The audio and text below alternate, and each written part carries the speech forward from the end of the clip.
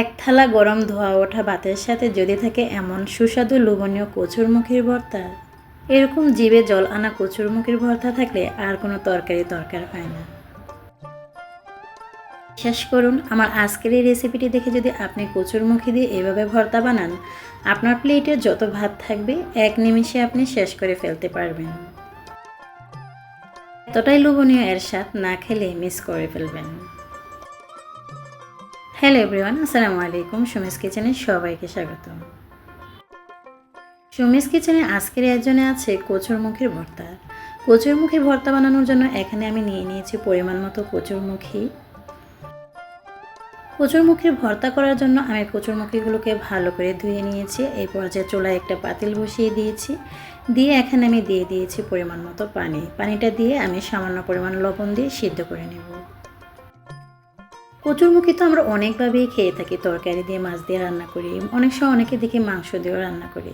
কিন্তু আজকে যদি একটু ভিন্ন রকম করে বা একটু অন্যরকম করে ভর্তা বানিয়ে খেয়ে দেখেন, দেখবেন এর স্বাদ কখনো আপনি ভুলবেন না। আসলে মাঝে মাঝে জীবনের তরকারি হোক বা সব কিছুরই একটু চেঞ্জ আনা দরকার।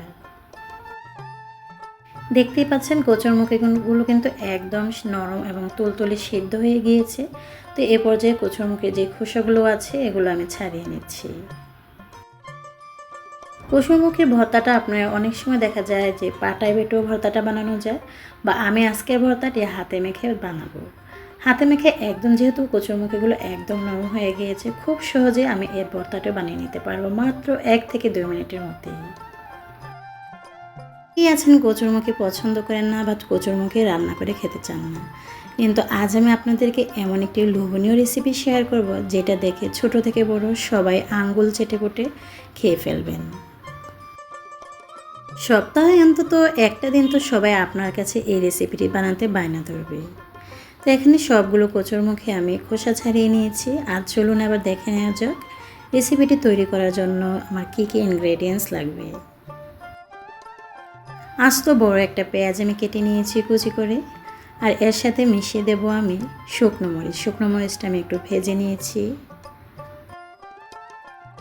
পেঁয়াজ আর শুকনো মরিচের গ্রানটা যখন বের হয়েছে না, বিশ্বাস করুন গ্রানে কিন্তু আমার পুরো বাসাটাই মোমো করতেছে। যেহেতু আমি কচুরমুখিগুলো সিদ্ধ করার সময় শুরুতে আমি সামান্য পরিমাণ লবণ দিয়ে দিয়েছি, ওই অনুযায়ী আমি টেস্ট করে আমার স্বাদ মতো লবণটা আবারও অ্যাড করে নিয়েছি। এ পর্যায়ে পেঁয়াজ, লবণ, শুকনো মরিচগুলো হাত দিয়ে আমি মাখিয়ে নেব। অনেকের হাত জ্বালা পোড়া করে এভাবে ভর্তা বানাতে গেলে আপনারা সেক্ষেত্রে হ্যান্ড গ্লাভস ব্যবহার করতে পারেন। যখন আমি পেঁয়াজ আর মরিচ একসাথে মাখাচ্ছি না, বিশ্বাস করুন আমার মনে হয়েছে এখনই আমি খেয়ে ফেলি, এখনই আমি সবগুলো ভাত নিমিশিয়ে শেষ করে ফেলতে পারবো। আর এই পর্যায়ে মিশিয়ে দিয়েছি সরিষার তেল। সরিষার তেলটা দেওয়ার পর তো আরও স্বাদটা বেড়ে গিয়েছে। আমার আজকের এই রেসিপিটি যারা এ পর্যন্ত দেখতেছেন বা দেখবেন, সবার কাছে একটাই রিকোয়েস্ট, প্লিজ যারা আমার চ্যানেলটি সাবস্ক্রাইব করেননি, আমার রেসিপিটি দেখে এমন স্বাস্থ্যকর এবং হেলদি স্বাস্থ্যসম্মত রেসিপি পেতে আমার চ্যানেলটি সাবস্ক্রাইব করে পাশে থাকা নোটিফিকেশনটি অন করে দেবেন, যাতে আমি যখনই কোনো ভিডিও রেসিপি আপলোড দিই ছাড়ার সাথে সাথে আপনারা দেখে নিতে পারেন। আর এই তো কচুরমুখিগুলো কিন্তু আমি একদম ম্যাশ করে নিয়েছি। এবার সবগুলো উপকরণ একসাথে মিশিয়ে নিচ্ছি।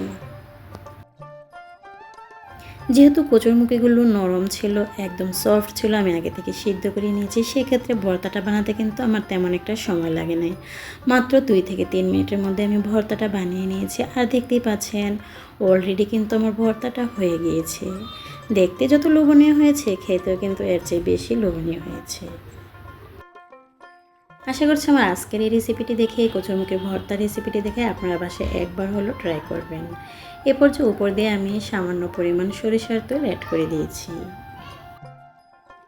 আর ছোট্ট একটি লাইক দিতে কিন্তু ভুলবেন না। পারলে ফ্রেন্ডস অ্যান্ড ফ্যামিলির সাথে শেয়ার করে দিবেন। আপনাদের একটি শেয়ার, আপনাদের একটি লাইক আমাকে অনেক দূর পর্যন্ত এগিয়ে নিয়ে যেতে সাহায্য করে, আর নতুন নতুন রেসিপি নিয়ে আসতে অনেক ইন্সপায়ার করি। আজ এ পর্যন্তই, সবাই ভালো থাকবেন। আসসালামু আলাইকুম।